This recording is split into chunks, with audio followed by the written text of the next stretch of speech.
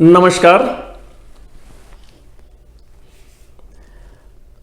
हमारा आज का विषय है जो कि गरुड़ पुराण से संबंधित है। हमारे एक शुभचिंतक का प्रश्न आया है कि एक ही चिता पर एक से ज्यादा व्यक्तियों का दाह संस्कार किया जा सकता है या नहीं किया जा सकता है। तो आज हम इसी के विषय में बात करेंगे। साथ में हम यह भी बात करेंगे कि इस परिस्थिति में सपिंडीकरण कैसे होगा। यह सपिंडीकरण क्या है, हम आगे बात करेंगे इसके विषय में। तो हाँ, यह संभव है।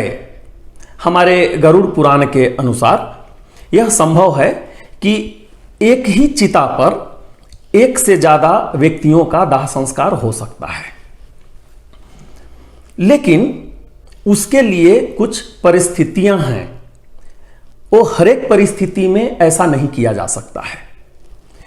पहला जो परिस्थिति है वह यह है कि दोनों जो हैं पति और पत्नी होना चाहिए। अगर एक से ज्यादा व्यक्ति की मौत होती है तो वे दोनों पति और पत्नी ही हो सकते हैं जो कि एक चिता पर जिनका दाह संस्कार किया जाना है। ठीक है। दूसरा क्या है कि इसमें एक ही साथ में पति और पत्नी दोनों का मौत हुआ हो। तीसरा इसमें कंडीशन यह है कि अगर एक साथ मौत नहीं भी हुआ हो पत्नी और पति का, लेकिन ऐसा मान लीजिए कि पहले पति का मौत हो गया हो और उनकी दाह संस्कार नहीं हुई हो, उसके पहले ही पत्नी का भी मौत हो गया हो, तो इस परिस्थिति में भी ये दो तीन जो परिस्थितियां हैं, इस परिस्थिति में एक ही चिता पर दोनों को दाह संस्कार किया जा सकता है। ठीक है।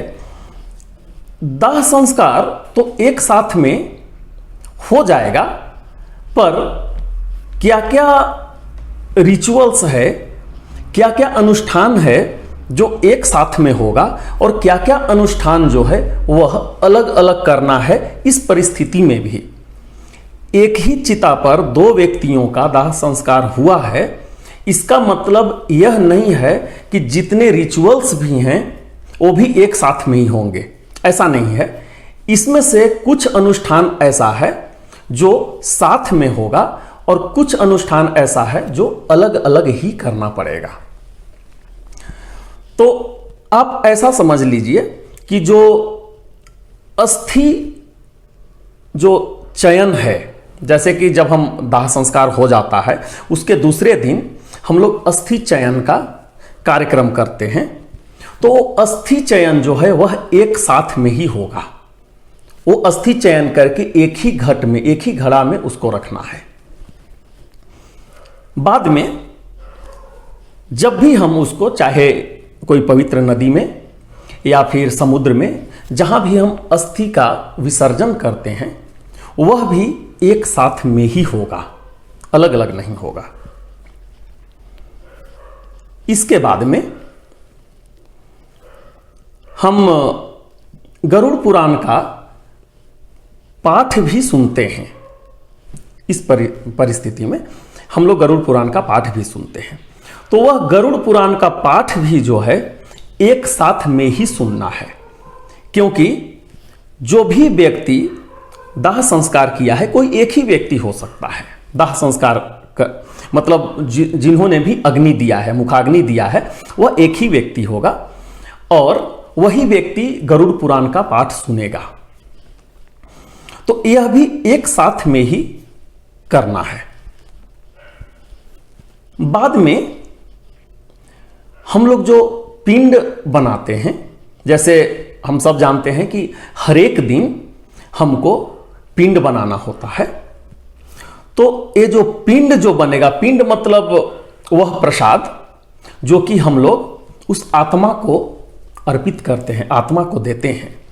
तो वह जो प्रसाद है, पिंड रूपी जो प्रसाद है, वह भी एक साथ में ही बनेगा, वो अलग अलग नहीं बनेगा।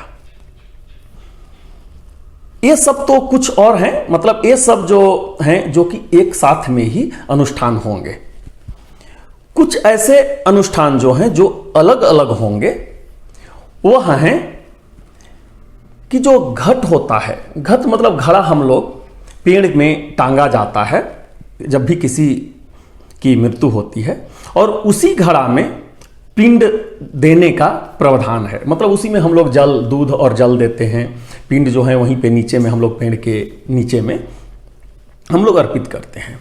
तो वह जो घट होगा वह 2 घट होगा दोनों के लिए, ठीक है।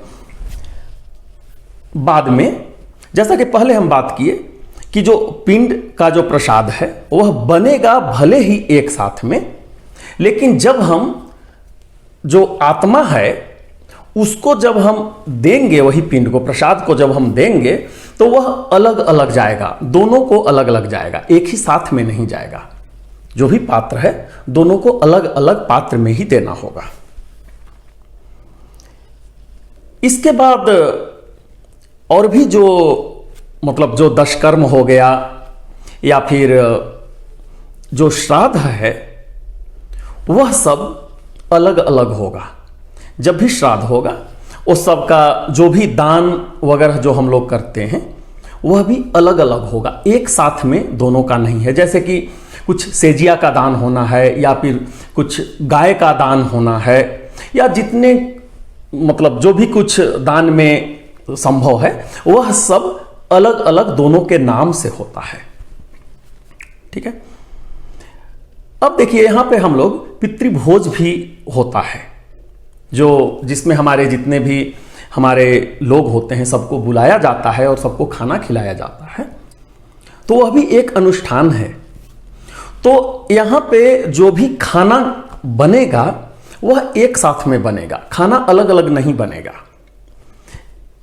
और जो खाना लोगों को खिलाया जाएगा वह भी एक ही साथ होगा, वह भी अलग अलग नहीं होगा कि 2 लोग हैं इसलिए दोनों का अलग अलग हो रहा है, ऐसा नहीं है।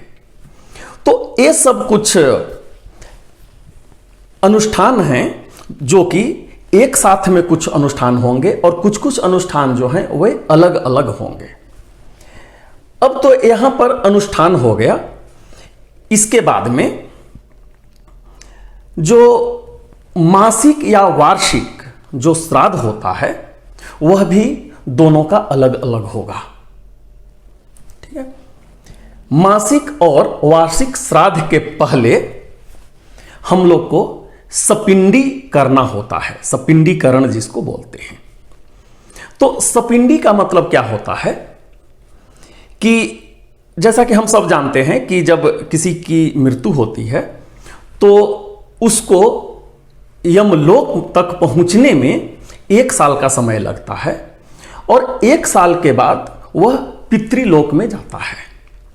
तो पितृलोक में, जो पितृलोक मतलब जो हमारे पितर लोग हैं, जो पहले से हमारे पूर्वज लोग जिनका देहांत हो गया है और वह जहां पे रह रहे हैं, वे लोग जहां रह रहे हैं, तो हमारे जो पूर्वज हैं उनके साथ में जो हमारे नए जो मतलब आत्मा है, जो अभी तक पितर बने नहीं हैं, अभी तक ये लोग प्रेत ही हैं।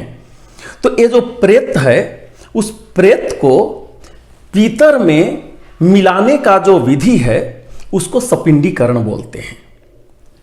एक बार जब प्रेत जो है उसका पितर के साथ में मिलान हो जाता है तो बाद में वह प्रेत नहीं रह जाता है, वही जो है वो पितर बन जाते हैं। तो ये जो सपिंडीकरण है वह अलग अलग होगा। इसमें पहला सपिंडीकरण किसका होगा, तो वह पति का होगा। तो पति का सपिंडीकरण उनके पिताजी के साथ होगा, मतलब पिताजी के साथ, दादाजी के साथ, तो या जितने भी पूर्वज हैं उनके साथ में उनको मिलाया जाएगा। एक बार जब पति जो हैं वो प्रेत से पितर बन गए, बाद में जो पत्नी हैं उनका सपिंडीकरण उनके पति के साथ में किया जाता है। मतलब पत्नी का सपिंडीकरण पति के साथ में ही होता है। तो वो इस परिस्थिति में जब अगर पति की पहले मृत्यु हो जाती है, कभी कभी ऐसा होता है कि पति की मृत्यु नहीं हुई है, पत्नी की मृत्यु हो गई है, तो इस परिस्थिति में उनको मतलब जो पति के जो पूर्वज हैं उनके साथ में इनको सपिंडीकरण करवाया जाता है।